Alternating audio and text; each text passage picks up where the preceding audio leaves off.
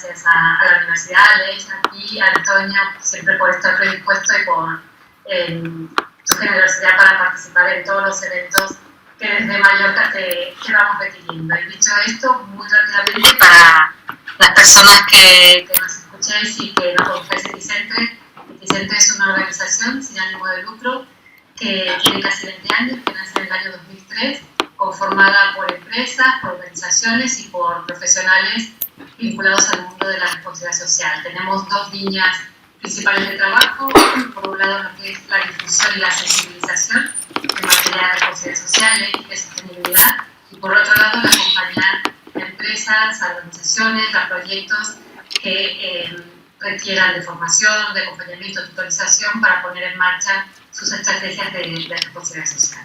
Y esto, de forma muy rápida, intentando ser breve, es Eticentre. Pues perfecto, muchísimas gracias.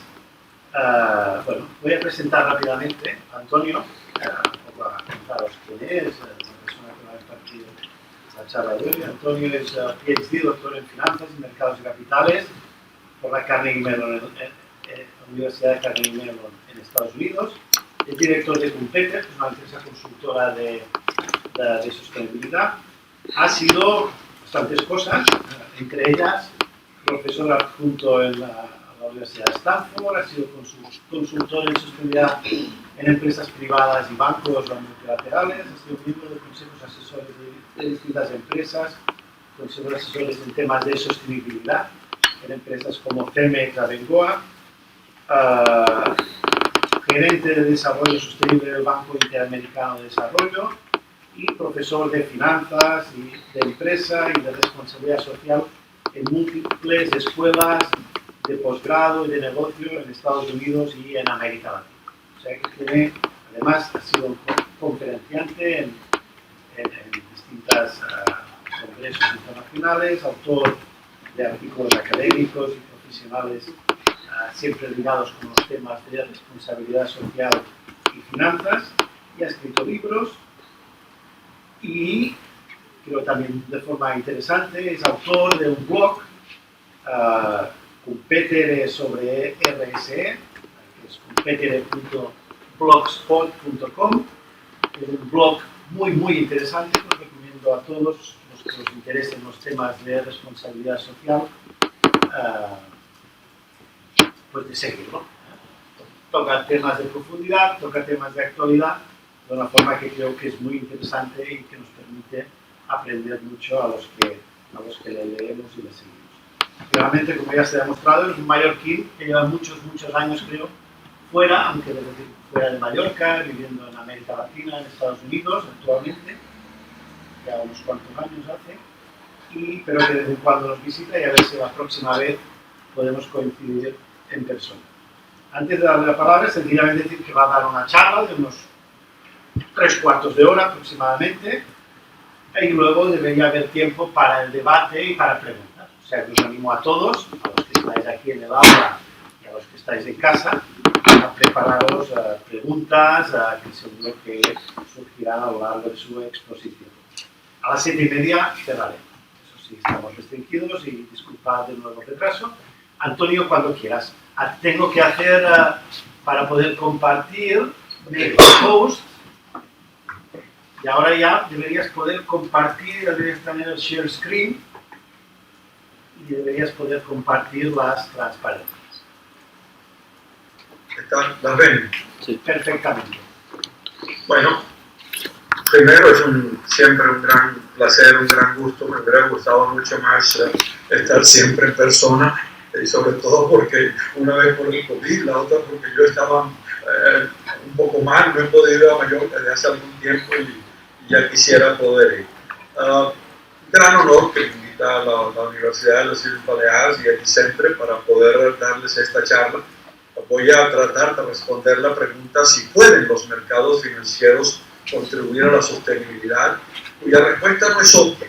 La respuesta no es obvia porque en general las finanzas persiguen la maximización de un beneficio y obviamente esa sostenibilidad, esa responsabilidad tiene una visión de mucho más largo plazo en la cual tienen muchas veces la contradicción intrínseca. Así que finanzas y responsabilidad no deberían o no podrían ser usadas simultáneamente. En la misma frase se repelen una a la otra, pero no es así. Y es lo que se está tratando de demostrar últimamente, pero es un reducto todavía uno de los más resistentes a tomar la responsabilidad que tiene de promover la sostenibilidad en todas sus actividades. Voy a hablarles un poco por qué las finanzas deben ser sostenibles. Después son tres grandes grupos.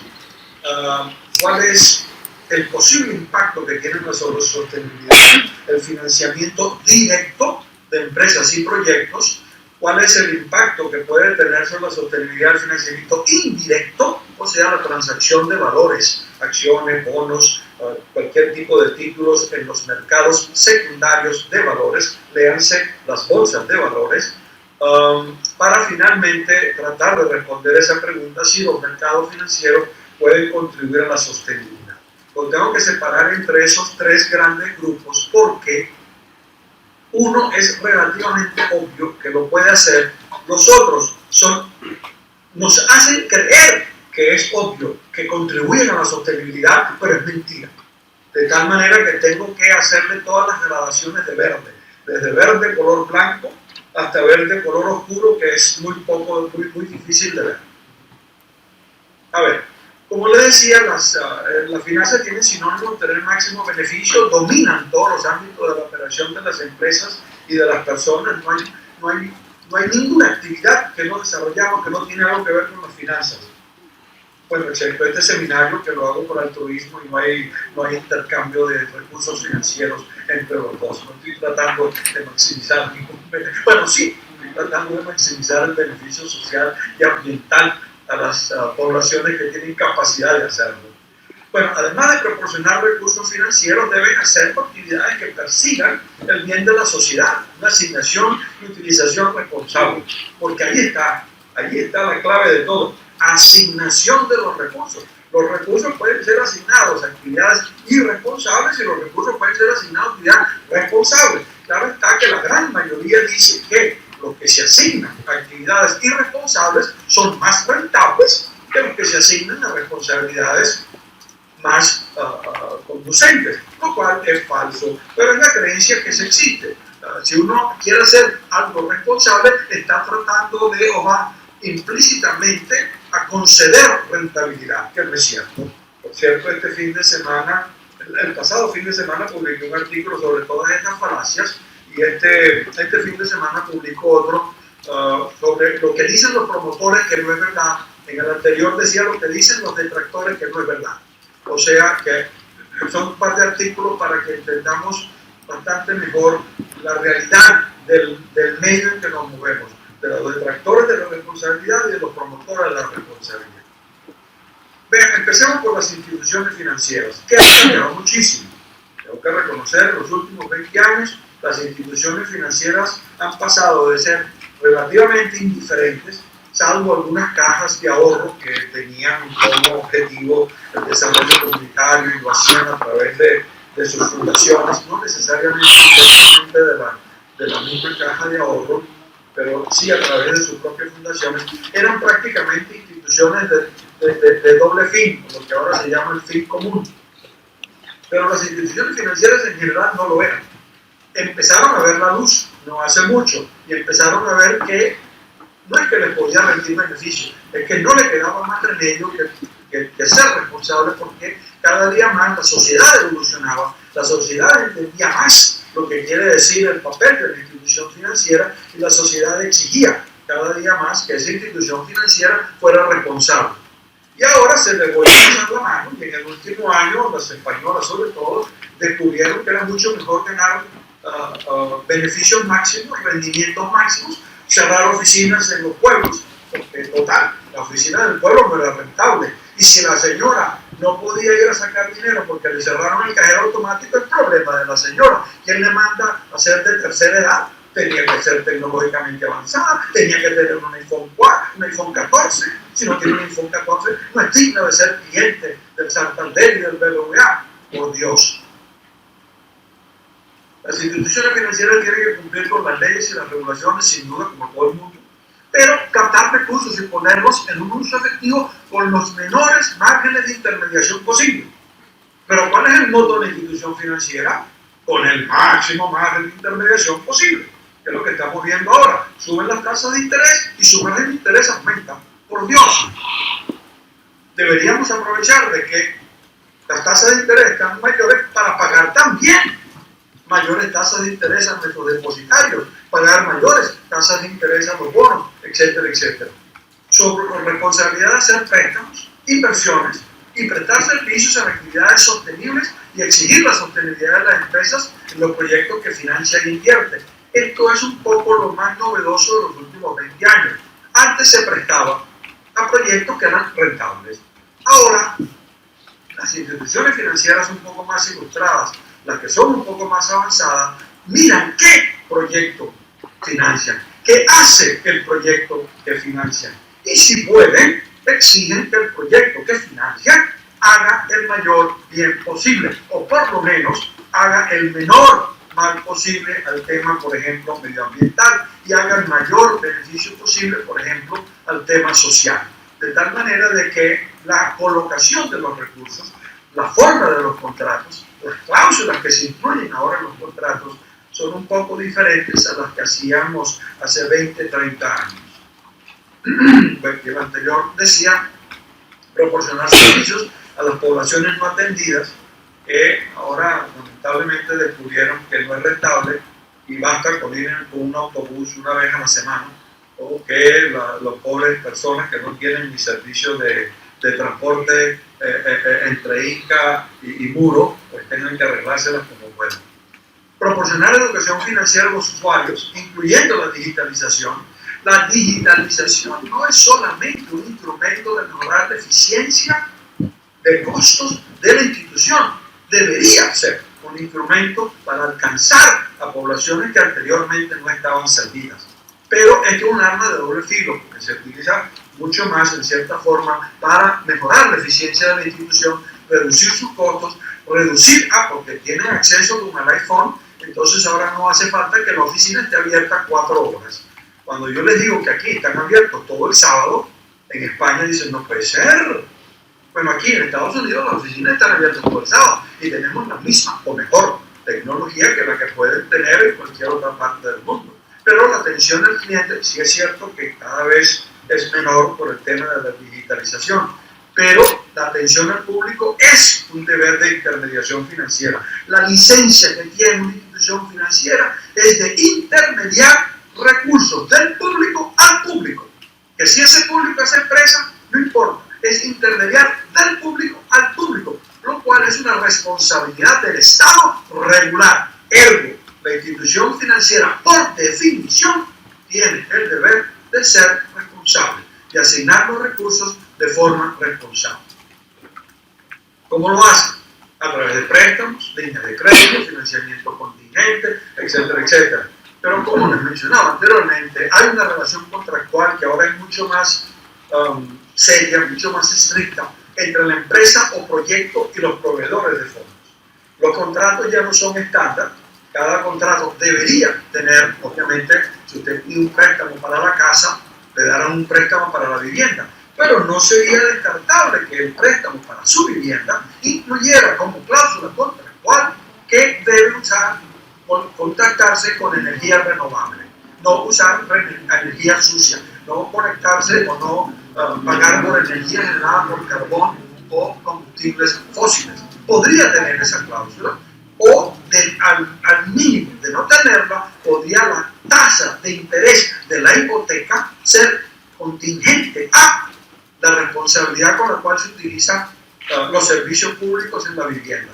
Si consume menos agua, bajamos la tasa de, que es imposible. No es imposible. Un punto, no estoy hablando del 1%, estoy hablando de un 0,01%, 0,02%, pero que sobre miles y millones de dólares tiene un impacto. Reducir la tasa de la hipoteca en función de la responsabilidad a la cual se destina los recursos del préstamo o del proyecto. Obviamente esto lleva responsabilidad de ambas partes. Muchas veces las instituciones financieras las hacen estos préstamos de libre destino, se lo dan a la institución, la gran mayoría todavía sigue siendo de libre destino, se lo dan a la institución para que la institución los use lo mejor que ella pueda. Pero ahora, cada día más, tenemos operaciones de crédito, préstamos, líneas de crédito asociadas al logro de metas de sostenibilidad, asociadas al logro de reducción de pobreza, asociadas al logro de minimización de impacto ambiental, asociadas al logro de el consumo de energía renovable, etcétera, etcétera. Para ello, ahora, la evaluación ex ante, la que se hace antes de otorgar el préstamo, es mucho más estricta que la que se hacía anteriormente. También se tiene que hacer un seguimiento y una evaluación de lo que se está haciendo con los recursos del préstamo, y se tiene que hacer una evaluación ex post. Es mucho más caro prestar para sostenibilidad o prestar de manera responsable que prestar como se prestaba anteriormente, que era darle el préstamo para lo que él quiera y tú te desentiendes. ¿Vas a construir una fábrica? Construir una fábrica. Pero ahora, si vas a construir una fábrica, yo quiero que pagues sueldos justos. O por lo menos quiero informarme de la evolución de los sueldos a medida que mi préstamo se va desembolsando. Quiero saber el consumo de los recursos naturales, etcétera, etcétera. De tal manera que tanto la evaluación ex ante como el seguimiento como la evaluación ex post es un poco más caro. De tal manera que le damos un poco la razón cuando dice que prestar de manera responsable es un poco más costoso que prestar desentendiéndose. No obstante, uno usa para que la institución financiera, y sobre todo ahora que las tasas de interés están subiendo, no lo pueda pagar definitivamente como parte de sus costos operativos. Un ejemplo es este préstamo que es ligado a la sostenibilidad. No es un préstamo, es un préstamo que el BBVA le da a Cerinox y lo llaman el primer préstamo sostenible del sector acero de España. Todos los préstamos y emisiones de bonos que se hacen en el mundo, todos son el primero.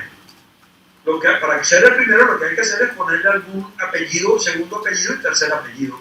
BBVA cierra con el primer préstamo sostenible del sector del acero en España. Bueno, con 13 apellidos somos el primero. Como yo hice la primera emisión de bonos sostenibles de vecindario en Great Falls, Virginia. Mentira, no lo hice. Escribí un artículo satírico sobre estas emisiones de bonos, que cualquiera puede emitir un bono sostenible y salirse con la suya. Ahora bien, veamos cuál es la característica de este préstamo para ver si en realidad contribuye a la sostenibilidad. Primero, es un préstamo de libre disposición de la empresa. No es un préstamo para hacer algo específico. Bueno, no es un préstamo para hacer un proyecto nuevo específico, es para comprar una empresa que ya está en marcha. Vale decir, no hay inversión física nueva. Se agarra el dinero, se toma el dinero del BBVA y se le da a los accionistas de la empresa que van a adquirir. No hay un préstamo, un proyecto nuevo. No hay inversión incremental en sostenibilidad. Entonces, ¿contribuye a la sostenibilidad? No. ¿Puede contribuir? Depende. ¿Por qué? Depende de las metas de eficiencia energética y de emisiones que se le hayan puesto a Acerinox como consecuencia de darle el préstamo. El préstamo, digamos, Acerinox tenía tantas toneladas de emisiones de gases de efecto invernadero. Y ahora, cuando le damos el préstamo, el BBVA exige que reduzca un 2% anual en los próximos 10 años las emisiones de gases de efecto invernadero. En ese momento, ¿tiene impacto sobre la sostenibilidad? Sí, pero depende. Si tiene impacto o no, depende de la condicionalidad que le puso el BBVA a este préstamo. Si no le puso ninguna condicionalidad, no la tiene. O si le puso una condicionalidad que era la misma, me gustaría ver el informe de sostenibilidad de Acerinox, a ver cuánto decía que iba, porque ellos, en su informe de sostenibilidad de Acerinox, debe decir, me comprometo con el público, sin ningún contrato legal y sin que me dé ningún abogado, me comprometo a reducir las emisiones en 1% anual. El préstamo del BBVA le dice, te comprometes al 1% o al 2% o al 3%. Si la meta es superior y lo hace legalmente firmado en un contrato con el BBVA, entonces sí tiene el potencial de contribuir a la sostenibilidad. Ahora pasemos a otro lote, a otro aspecto de las inversiones en los mercados financieros, a ver en qué medida pueden contribuir a la sostenibilidad. Los mercados primarios son aquellos mercados donde la empresa o el proyecto emite un valor, bonos, títulos negociables, acciones, que son comprados por el público o por inversionistas institucionales, como pueden ser fondos de pensiones, fondos que gestionan los recursos de las personas con elevados ingresos financieros, etcétera, etcétera. Cuando un proyecto o una empresa emite valores negociables, acciones o bonos, y son comprados directamente por inversionistas, mercado primario. En el mercado primario me voy a distinguir entre emisiones de capital y emisiones de deuda. Es simple. Las emisiones de capital son aquellas que forman la base del capital accionario de la empresa, que ocurre muy pocas veces. Hoy en día, la inmensa mayoría de las empresas, sobre todo en Europa, en Estados Unidos todavía hay emisiones primarias, pero en Europa hay muy poca emisión primaria. Las que hacen emisión primaria de acciones o de valores negociables en general son las empresas con rendimiento social, o los emprendimientos sociales o las sociedades con beneficios de interés común, que acaban de ser aprobadas por la ley en el Congreso de España. Son estas empresas que se crean ahora, en este momento, para inclusive ser responsables, emprendimientos sociales, empresas de beneficios de interés común. Las empresas en marcha emiten muy poco, se financian mayormente con sus propias ganancias o financiamiento bancario. Entonces, ¿cómo podemos influenciar a las empresas? Si son nuevas, obviamente, vía las acciones o vía los valores, se puede poner la condición de que usen los recursos para actividades responsables. Si se financian vía los bancos deberían poder poner condiciones a que el uso de los recursos o la actividad sostenible de la empresa mejore, en cuyo caso existe la posibilidad de que el financiamiento contribuya a la sostenibilidad. En términos de los valores negociables, aquí sí hay un mercado absolutamente explosivo. No hace falta leer periódicos de economía y finanzas, aparecen todos los periódicos ya normales y corrientes, las emisiones de lo que llamamos bonos verdes, sociales, sostenibles, que son bonos que se emiten y cuyos recursos están destinados al financiamiento. Es importante, algunas palabras que uso son muy importantes. Financiamiento está ligado a un proyecto con impacto social o ambiental. Por ejemplo, yo puedo emitir un bono verde para financiar una línea de transmisión energética que va a transmitir energía renovable. Entonces, yo debo usar, si emito un bono verde, debo usar la totalidad del financiamiento, porque en realidad no es la totalidad, las reglas permiten un poquito de flexibilidad, hasta el 80%. La Comisión Europea lo está apretando un poco. Yo debería usar la casi totalidad de los recursos en financiar un proyecto que contribuya a la sostenibilidad. En este caso, el nexo entre el proyecto, el bono verde que se emite y el proyecto que se financia, sí puede contribuir a la sostenibilidad si lo hacen bien hecho. Vale decir, si en efecto destinan los recursos a lo que dicen que van a destinar, y si lo que dicen que van a destinar en efecto contribuye a la sostenibilidad, que no necesariamente es obvio. En los bonos verdes, sociales y sostenibles, el financiamiento debe estar ligado a proyectos de impacto. La Comunidad de Madrid emitió hace unos 3-4 años un bono social, supuestamente para financiar los programas sociales de la Comunidad de Madrid. Los recursos estaban ligados, en otras palabras, los recursos que obtuvieron del bono social, que no es el bono social ese de subsidio que le dan a las familias, no. Se llama también bono social, que puede confundir un poco, pero es un bono que está emitido deuda para financiar un proyecto social. La Comunidad de Madrid lo hizo, pero ¿qué hizo la Comunidad de Madrid con ese dinero? Lo mismo que hacía en los 10 años anteriores. No tenía financiamiento incremental lo dedicó a cosas. Sí, el financiamiento estaba ligado a actividades de sostenibilidad, pero que ya las venía haciendo. ¿Hizo contribución incremental a la sostenibilidad? No necesariamente. Entonces, el bono social de la Comunidad de Madrid podía haber contribuido a la sostenibilidad siempre y cuando se hubiera utilizado incrementalmente para las actividades sociales, del bienestar social de los habitantes de la Comunidad de Madrid. Si con ese recurso hubiera financiado un nuevo hospital, definitivamente que podríamos decir que el bono social se usó para fines de promover la sostenibilidad. Si el bono social se usó para seguir pagando los bonos sociales que tenía la Comunidad de Madrid de darle recursos a las personas de menores ingresos, no contribuyó a la mejora de la sostenibilidad, porque ya lo venían haciendo con sus recursos normales, y este bono lo único que hizo fue sustituir recursos presupuestarios por recursos de deuda. Hay otro bono que vino hace unos 4 o 5 años, que se llama ligados a la sostenibilidad, que no son bonos en el cual los recursos obtenidos se deben destinar a proyectos de sostenibilidad, como es el caso de los bonos verdes, sociales y sostenibles. Los bonos ligados a la sostenibilidad son de libre disposición para la empresa. Ella puede hacer con ese dinero lo que le da la gana.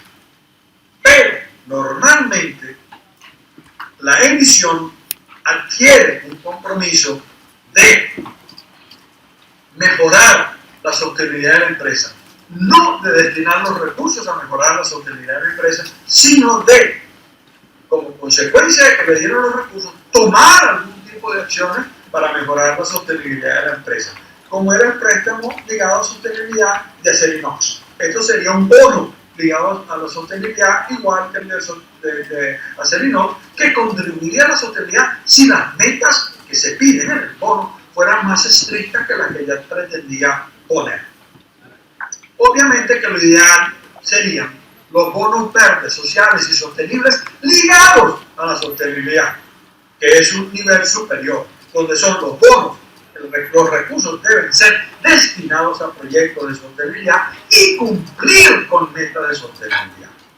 Porque el bono verde, social y sostenible está usado para actividades de sostenibilidad, pero no necesariamente para lograr objetivos de sostenibilidad, y lo voy a explicar dentro de un minuto. El bono ligado a la sostenibilidad está ligado a obtener una meta de sostenibilidad, pero no necesariamente invertir el dinero en actividades de sostenibilidad. Y adicionalmente este bono que yo propongo, que ha habido 1 o 2 emisiones nada más, verdes, sociales, sostenibles y ligadas a la sostenibilidad, requiere ambas cosas: que los recursos se destinen a sostenibilidad y que se logren los objetivos de sostenibilidad, y que la empresa como un todo sea socialmente responsable. Porque una empresa totalmente irresponsable puede emitir un bono verde, social y sostenible. Una empresa totalmente irresponsable puede emitir un bono ligado a la sostenibilidad. Esto lo voy a explicar con 3 ejemplos. Antes de eso voy a, muy brevemente, estas emisiones de bonos no están reguladas por nadie. Deben seguir una serie de principios de la International Capital Markets Association, que es una entidad gremial. Esta entidad está conformada por emisores de bonos, está conformada por compradores de bonos, está conformada por instituciones financieras, no está conformada por gobiernos. Y aquí vamos a ver la diferencia entre esta regulación floja o blanda y la regulación dura que pretende la Comisión Europea para estos mismos bonos verdes. A ver, los principios son muy simples. Debes decir para qué vas a usar los fondos, cómo vas a evaluar los proyectos y cómo los vas a seleccionar, dónde vas a usar los fondos, cómo vas a gestionar los proyectos, los fondos, y qué tipos de informes y qué contenido deben contener los informes que vas a producir. Estos son los principios fundamentales para emitir bonos verdes, sociales y sostenibles. Y también existen para los bonos ligados a la sostenibilidad. 4 principios. Veamos, con 2 ejemplos les voy a mostrar las debilidades de estos 4 principios Les voy a mostrar por qué, aún emitiendo bonos verdes, sociales y sostenibles, puede no contribuirse a la sostenibilidad. La Comisión Europea está desarrollando su propio reglamento del Parlamento Europeo para bonos verdes. La Comisión solamente está trabajando en bonos verdes, no está trabajando en bonos sociales, no está trabajando en bonos sostenibles, no está trabajando en bonos ligados a la sostenibilidad. La Comisión Europea está obsesionada con el bendito cambio climático, lo cual le quita atención a todo el tema social, le quita atención a todos los demás temas que no sean cambio climático. Gran problema de la Comisión Europea. Sigamos de alguna manera. Debe estar alineado con la taxonomía verde de la Comisión Europea, mucho más estricto que los principios de los cuales le acabo de hablar. Son mucho más estrictos en términos de transparencia. Son mucho más estrictos en términos de la revisión externa. La revisión externa que se debe llevar a cabo con los principios anteriores es una revisión muy difícil, es una revisión no es exhaustiva. Debe decir que la información que hemos podido recolectar, no hay nada que nos indique que han violado los principios. A diferencia de lo que va a pedir la Comisión Europea, que es, dígame que todo lo que hicieron fue de acuerdo con los principios, que no es lo mismo decir que hicieron el mal que decir que hicieron el bien. Esa es un poco la diferencia entre los principios que va a poner la Comisión Europea y los cuales, en los que se están emitiendo actualmente los principios de la Asociación Internacional de Mercados de Capitales. Y por último, y más importante, los de la Comisión Europea van a estar supervisados por un ente gubernamental, que es la Autoridad del Mercado de Valores de Europa, European Securities Market Association. Los otros bonos no están supervisados por nadie. El emisor emite los bonos, el comprador compra los bonos, la tercera institución dice que han cumplido con los principios de emisión de los bonos verdes y que los reportes cumplen con los principios de emisión de los bonos verdes y que las actividades fueron aquellas para las cuales el prospecto decía que los iban a utilizar. Ahora, esta comisión, o la autoridad, del mercado de valores en los bonos europeos, va a tener que decir no solamente todo eso, sino que en efecto tuvieron un impacto sobre la sostenibilidad, que no lo dicen los otros bonos verdes. En cierta forma, yo podría alegar que los bonos verdes que van a emitirse de acuerdo a los principios de la Comisión Europea van a ser de un verde más oscuro que el verde que se emite en el resto de los países, o que no digamos de acuerdo a los principios de bonos verdes de China, que los principios de bonos verdes de China financian carbono.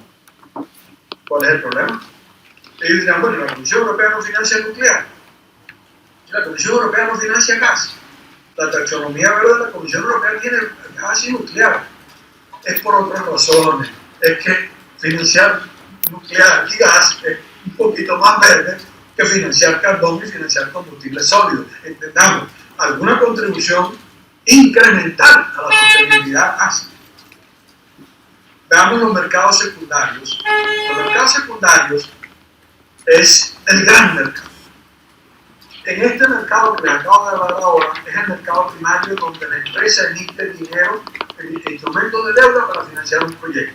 Una vez que ese instrumento, acciones y valores están emitidos, los accionistas los quieren vender, porque ellos no son inversionistas de largo plazo. Los que compran en el mercado primario suelen ser inversionistas de relativamente corto plazo. Sí, los fondos de pensiones compran en el mercado primario, pero en general compran otros grandes inversionistas que pretenden venderlos en el mercado secundario. Entonces, son bonos que un comprador, el comprador original le vende a otro comprador.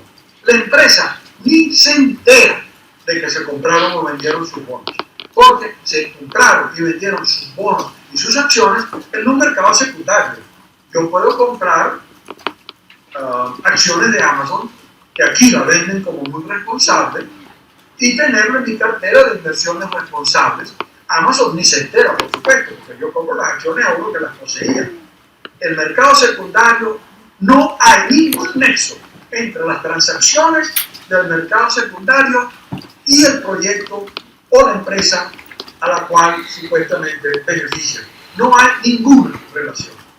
Yo compro un bono a un vendedor y lo mantengo en mi cartera. La empresa ni se entera.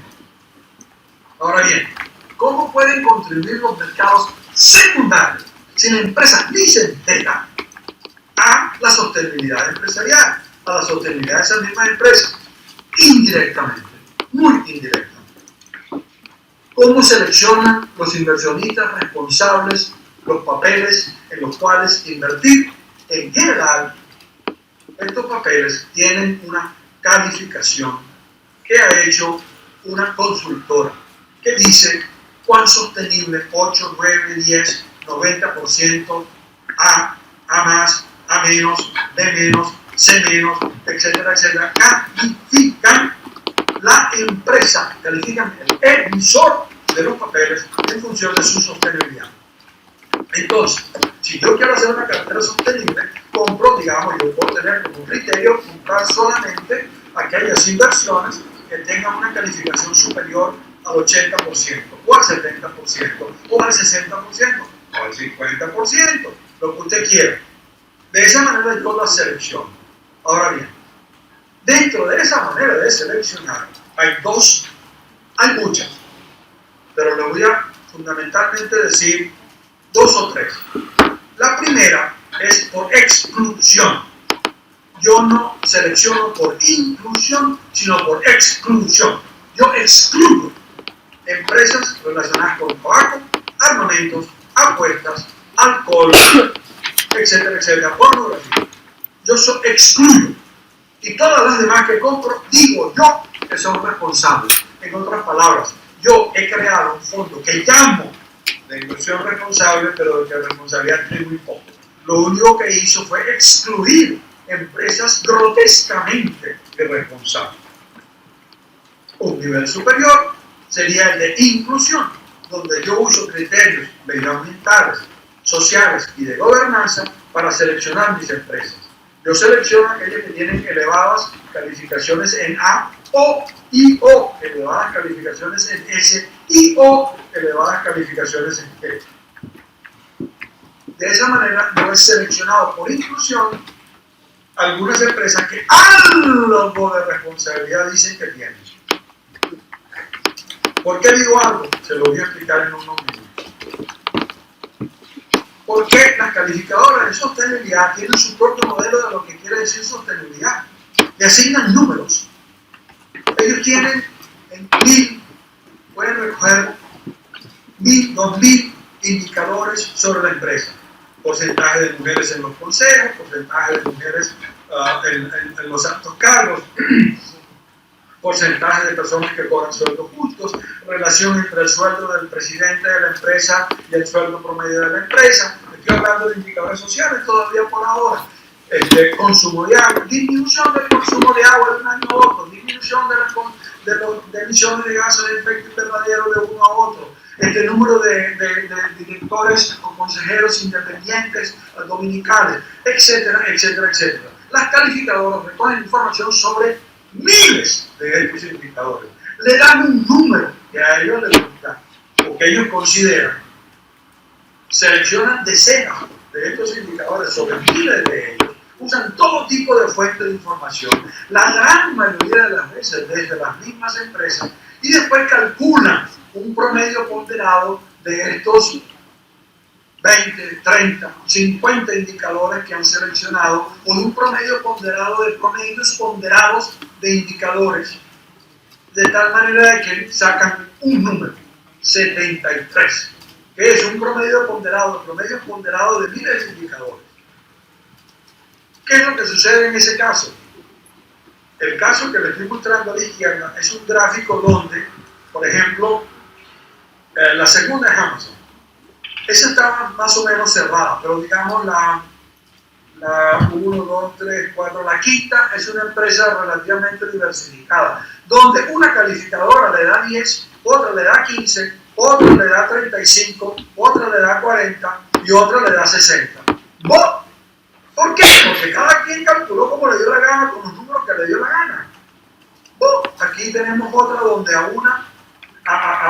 esta es una energía, una empresa energética, la la última, uno le da 30, el otro le da 45, el otro le da 75, el otro le da 73, el otro le da 92. Usted seleccione lo que quiera. En cambio, a la derecha están las calificaciones por el riesgo crediticio, no por riesgo social y medioambiental, sino por riesgo crediticio. Todos estamos de acuerdo en lo que quiere decir riesgo crediticio, probabilidad de pago de la deuda, punto. Eso lo tenemos estudiado desde hace 100 años. El número se prepara de acuerdo a los principios de contabilidad generalmente aceptados en el país, de acuerdo a los estados financieros. En cambio, ¿qué es sostenibilidad? Porque usted quiere que sea. Cualquiera de estos indicadores los podemos usar. Por ejemplo, aquí están los criterios de calificación para petróleo y gas de la empresa más grande calificadora, S&P Global. Le da 8% a un código de buena conducta, le da 7% a la eficiencia operacional de una empresa de petróleo y gas. ¿Qué quiere decir esto? Muy simple. Para S&P, si usted quiere subir 8 puntos, apruebe un código de buena conducta. Impleméntelo. Ah, no, esas son palabras mayores, otra cosa. No. Lo que nosotros evaluamos es si usted tiene un código de buena conducta. Entonces, si usted contamina, si usted es la empresa más contaminante del mundo, perderá 4 o 5 puntos en la eficiencia, en la coeficiencia operacional. Pero no se preocupe, gana 8 con código de conducta. Lo que quiero decir es que estas calificaciones que normalmente se usan para calificar valores como responsables no tienen nada que ver o muy poco que ver con la responsabilidad real de la empresa. S&P Global le da 42% a la gobernanza, 26% a la dimensión medioambiental y 32% a lo social. Si les ponía el de bancos, verían que la atención a las comunidades no bancadas le dan un 2%. De tal manera, ¿qué pasó cuando el BBVA, el Santander, CaixaBank y Banet, Sabadell cerraron los servicios a poblaciones no atendidas? A lo sumo les bajó 2 puntos, a lo mejor 1 sobre 100. ¿Y qué hicieron? Pueden aprobar un código de buena conducta y lo recuperan. Pero ¿qué es lo que es importante para usted como inversionista institucional? ¿Qué valora usted más? ¿La atención a la población desatendida por parte de un banco o la existencia de un código de buena conducta? Veamos, cada uno de nosotros lo valora diferente, pero lamentablemente aquí usamos el modelo de un tercero que puede no coincidir con el nuestro, puede ser completamente opuesto a nuestras escalas de valores. Y ahora empezaron a aparecer viñetas anti-ASG. A ver, yo quería hablar antes. Previous, otra vez, previous, sorry, es que se me pasó un comentario. Hay criterios de calificación que no usan estos criterios ASG de estas consultoras. Usan sus criterios propios. Esos sí. Un fondo de pensiones, el fondo de pensiones en el cual yo era el vicepresidente del comité de inversiones, nosotros podíamos decir que nunca hicieron el 100%, máximo el 8%, 10% de nuestra cartera se iba a invertir en inversiones responsables. Entonces nosotros buscábamos las empresas o los valores que coincidieran con nuestros valores, los que contribuyeran al desarrollo económico. Le dábamos mucho más peso a la reducción de la pobreza, le dábamos mucho más peso al tema ambiental, le dábamos mucho menos peso al tema gubernamental. Esas son las inversiones que verdaderamente pueden tomar el nombre de inversiones socialmente responsables. Pero no es lo mismo inversión con criterios ASG, que es esto, que criterios de inversión socialmente responsable, que yo me hago mi propio modelo, yo digo cuáles son los pesos, yo digo cuáles son los indicadores que uso, etcétera, etcétera. Yo lo hago a mi medida. Eso sí son inversiones socialmente responsables. Y como les decía, y esta es una viñeta muy interesante, de Dilbert, la publican en español. En efecto, En realidad este es en inglés, pero yo le puse mi traducción al español por encima porque no me gustó mucho la traducción en español de la viñeta original. Pero vean, el CEO, el consejero delegado, le dice a la consultora obviamente un diablo rojo, le dice a la consultora: nuestra puntuación en responsabilidad social bajará si abrimos una nueva fábrica que añada CO2 a la atmósfera. Dice el jefe: no resolvemos muy sencillo, pero podemos equilibrar esa puntuación añadiendo más diversidad a nuestro consejo de administración. Y le pregunta al consultor: ¿y cuánto CO2 tienen previsto añadir? Y yo aquí no lo veo porque os tengo a vosotros. El que valga un miembro no binario del directorio. ¿Qué quiere decir un miembro no binario? Que ni es hombre ni es mujer, que se vale mucho más que una mujer, por favor, entendamos. Es la diversidad al máximo. No fue tan sarcástico, porque yo, siendo sarcástico, hubiera puesto el que valga un miembro no binario minusválido. Estoy exagerando, pero quiero que me entiendan lo que estoy tratando de mostrarles. Hay un cinismo espectacular. Quiere decir que tantas toneladas de emisiones son equivalentes a un miembro no binario del directorio. Por favor, por favor. Lamentablemente lo hacen muchas empresas. Después tengo otra viñeta, no la tengo aquí, que están en este consejo, y el presidente del consejo le dice a los miembros del consejo, le dice: mire, ¿saben qué? Tenemos mucha presión para nombrar una mujer en el consejo, ¿eh? Y uno de ellos pregunta: ¿la mujer de quién?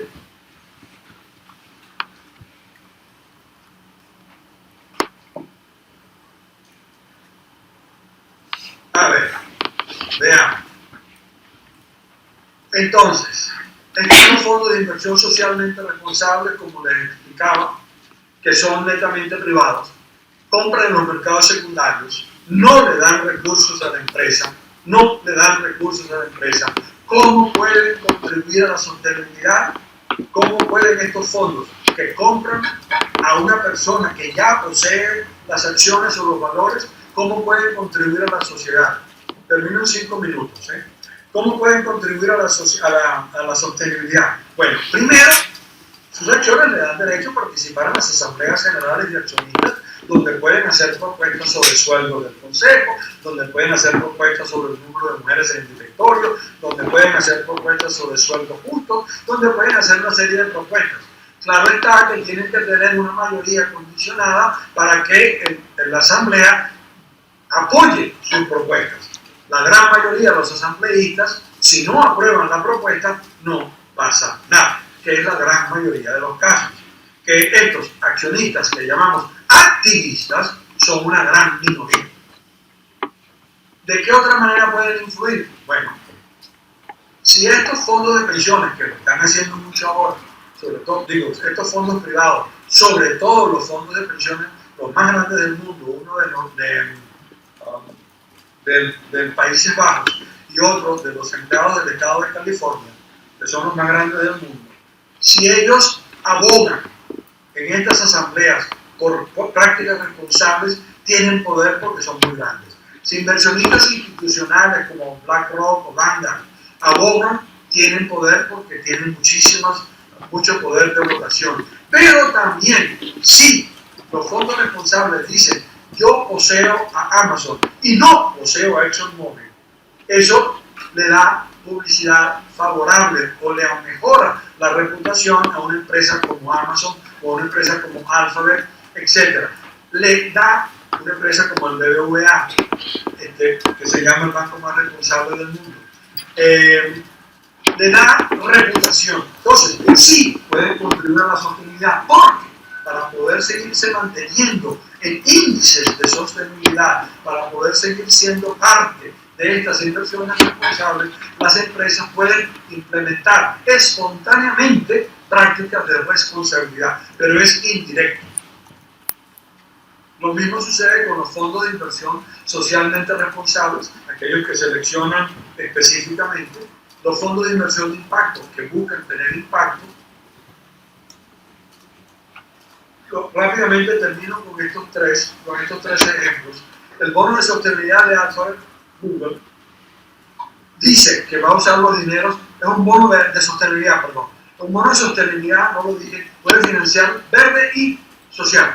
Verde y social. El bono que solo financia verde se llama verde, el bono que solo financia actividades sociales se llama social, el bono que puede financiar verde y social se llama bono de sostenibilidad.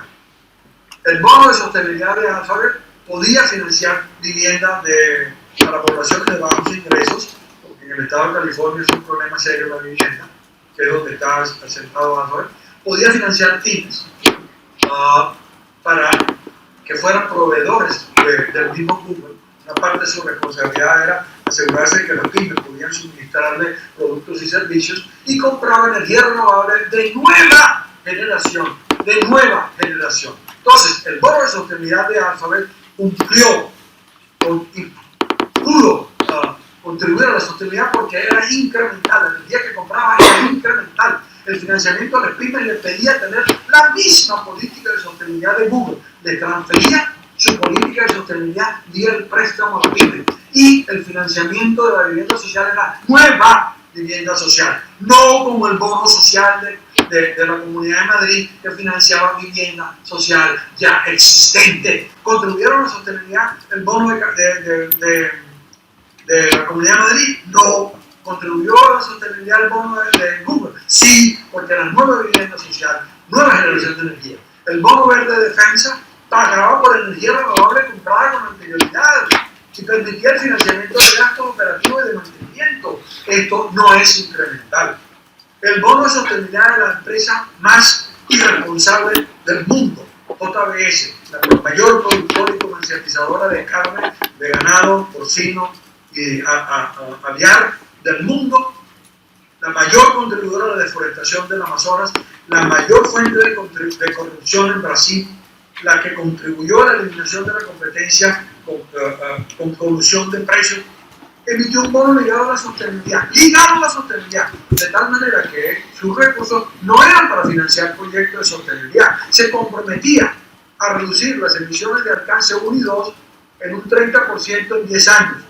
Cuando aumentaba las emisiones de alcance 3, que son las emisiones derivadas de la deforestación, en un porcentaje muy superior. ¿Contribuía JBS a la sostenibilidad? No. ¿Contribuía FEMSA a la sostenibilidad? ¿Quién sabe? Más o menos. ¿Contribuía Alphabet? Sí. Porque cuando contribuyen es cuando hay adicionalidad de los recursos, cuando las metas son incrementables, cuando hay imputación de actividades pasadas o rutinarias, no hay aumento de la mejora de la sostenibilidad. Cuando las metas hay que distinguir entre el destino, los recursos, los resultados y el impacto. Si yo me comprometo a financiar una transmisora de energía renovable, cumplo con el bono verde. Eso no quiere decir que mi línea de transmisión transmitió energía renovable. No quiere decir que la energía renovable fue usada por los consumidores. Lo que yo me comprometí a fue financiar con los recursos del bono verde una línea de transmisión. Punto. Un bono ligado a la sostenibilidad verde hubiera comprometido a que no solamente financiara la línea de transmisión, sino que transmitiera energía verde y que fuera usada por la comunidad. Quiero ver un poco la diferencia. Puedo engañar con un bono verde diciendo que me comprometo a financiar una hidroeléctrica, pero luego la hidroeléctrica tiene que operar, luego la hidroeléctrica tiene que generar energía. El cambio tiene que ser significativo, no cosas triviales.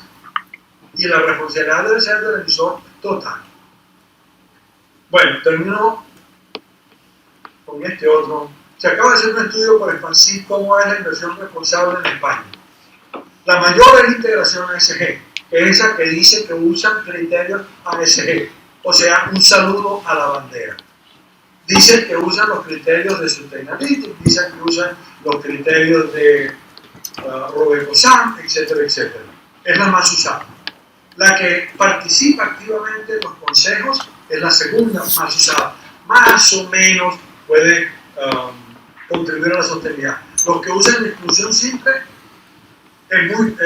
cada vez es más menor porque tiene mala fama. Ahora, la exclusión simple no contribuye a la sostenibilidad. Los de la inversión de impacto, que son muy pocos, son los que más contribuyen porque eso se comprometen a contribuir al impacto, y los best in class que incluyen las mejores empresas de su categoría pueden o no pueden, porque un fondo best in class puede comprar la mejor tabacalera, la mejor productora de armamentos, la mejor casa de apuestas, etcétera, etcétera, y decir que compró las más responsables.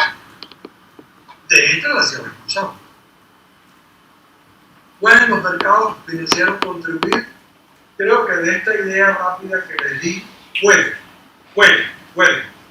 pero no siempre lo hace. Depende de cómo se usa. Depende de la condicionalidad de los préstamos de los bancos, depende de que se usen los recursos de los bonos verdes, sociales y sostenibles, de los bonos ligados a la sostenibilidad, depende del activismo que hagan en los mercados secundarios los que poseen, los que compran en los mercados secundarios los bonos.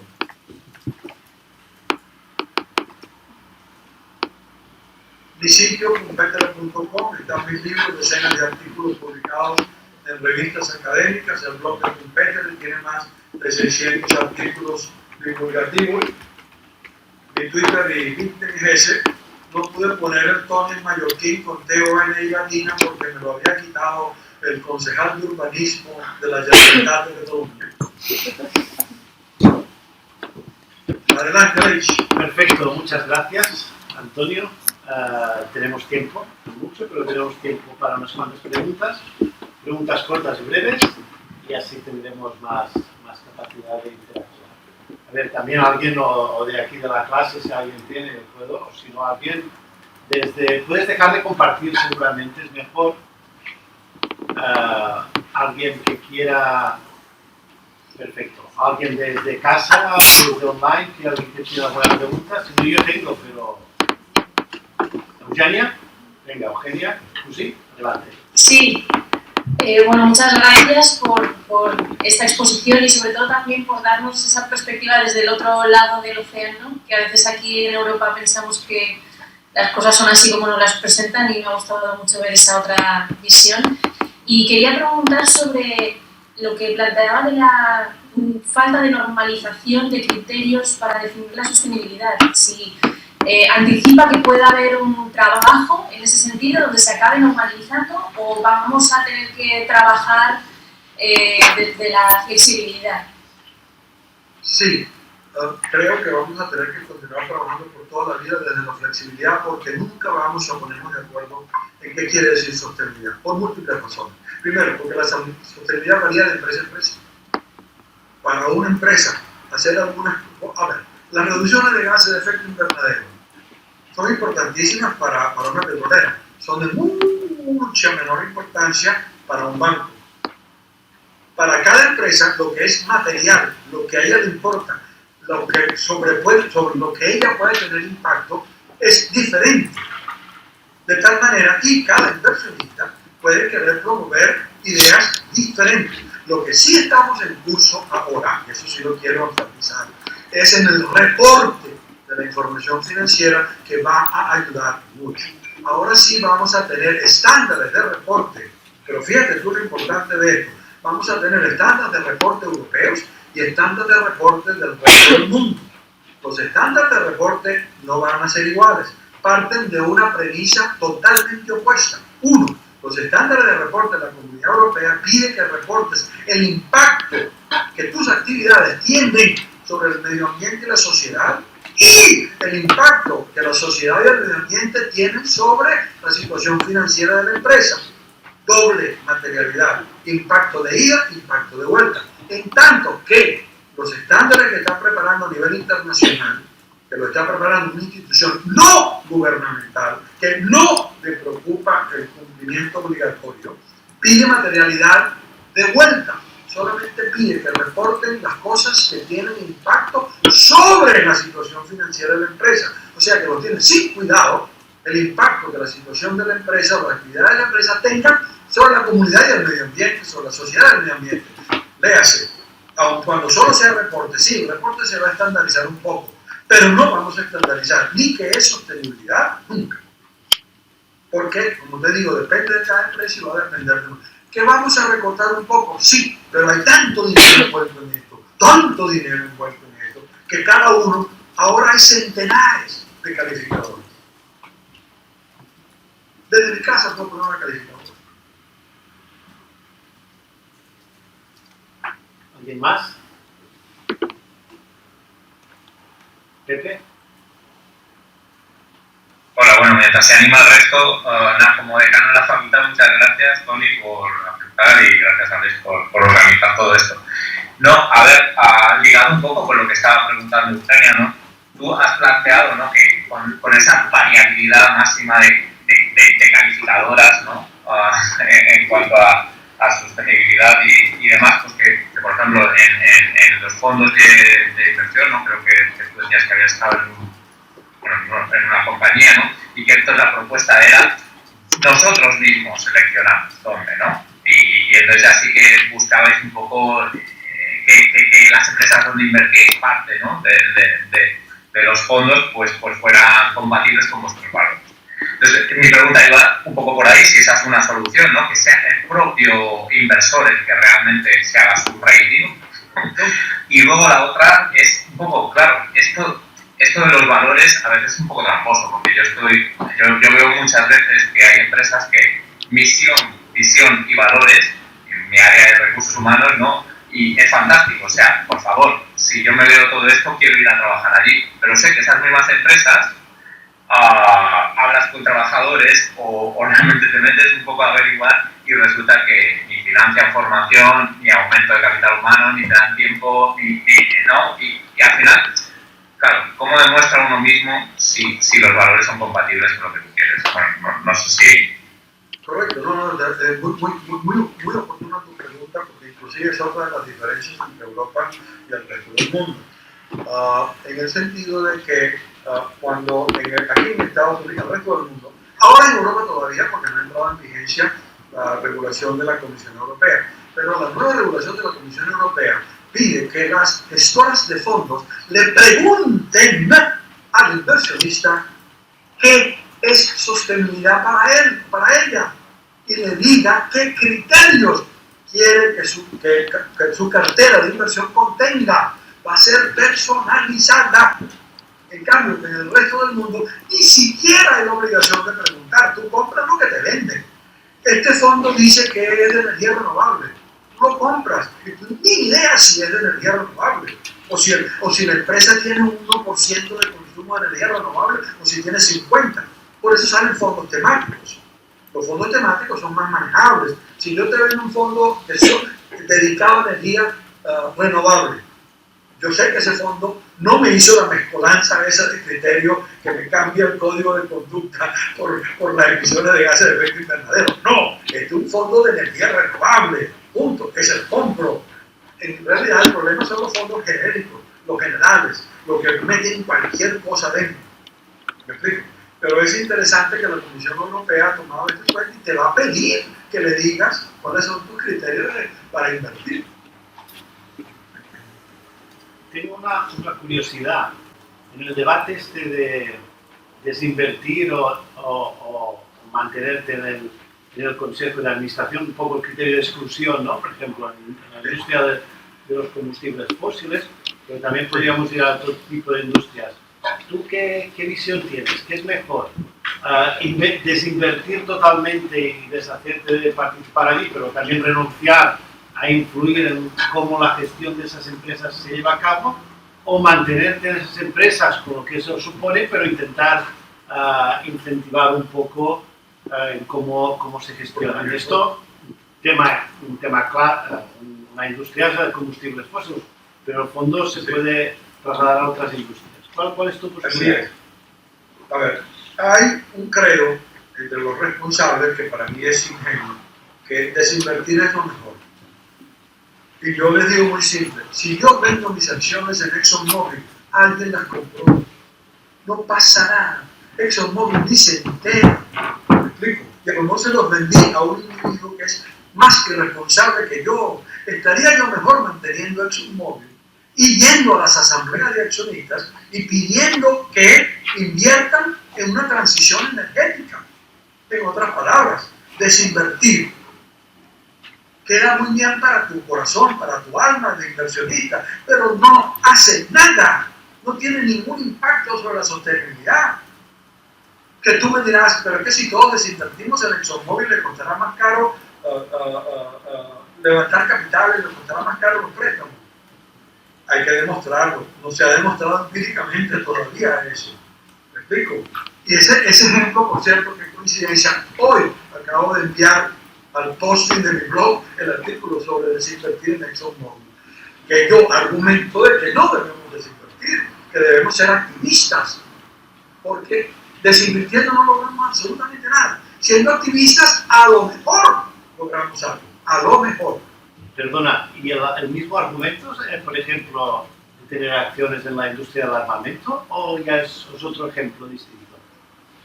Es un poco más difícil, ahí es muchísimo. Primero, mi reputación como inversionista se nota muchísimo más, obviamente, que porque yo soy inversionista responsable, pero querido, yo voy todas las semanas a poner gasolina, pero no todas las semanas me compro una pistola ni una ametralladora, ¿no? Y todas las semanas voy a hacer apuestas. Hay totalmente de acuerdo contigo, la has puesto muy bien. En unos puedo tener algún impacto, en otros no lo voy a tener para nada. De tal manera de que en aquellos ni meto. Pero y el problema que hemos encontrado en la comparación en el 2022 entre las inversiones entre fondos responsables y fondos irresponsables es que los irresponsables le han ganado por goleada a los fondos responsables. ¿Por qué? Porque los irresponsables tienen petróleo y gas. Tan sencillo como eso. Lo que más ha subido en bolsa este año es petróleo y gas. Y lo que más ha bajado es tecnológicas. Quiero decir, tenemos que tener una visión un poco más amplia de lo que queremos lograr. No es trivial. Nada es tan sencillo como parece a primera vista.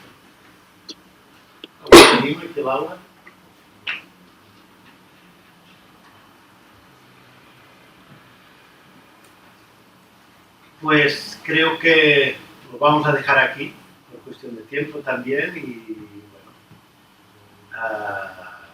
nada, muchísimas gracias a todos por vuestro interés, por seguirnos y